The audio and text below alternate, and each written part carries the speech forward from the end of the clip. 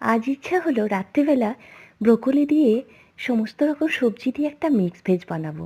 তাই সমস্ত রকম হাতের কাছে যেসব সবজি ছিল, যেমন গাজর, ক্যাপসিকাম, বিনস, মটরশুঁটি আর হাতের কাছে ব্রোকলিও ছিল। আর এর সাথে একটু নতুন আলুও দিয়েছিলাম। সমস্ত রকম সবজিগুলো আগে থেকেই ভেজে রেখেছিলাম।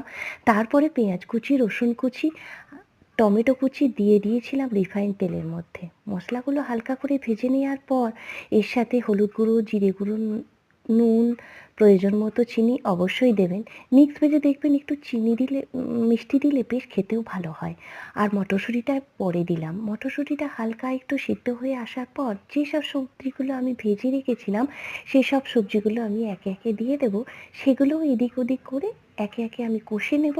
আর কষা হয়ে গেলে আমি একটু হালকা জল দিয়ে দেবো। আর শেষে দেবো ব্রোকলিগুলো। তো ব্রোকলিগুলো দিয়ে আবারও একটু এদিক ওদিক নাড়াচাড়া করে নিয়ে নিলেই আমাদের হয়ে যাবে সবজি। এই সবজি আপনারা ঘরেও ট্রাই করে দেখতে পারেন। টাটা!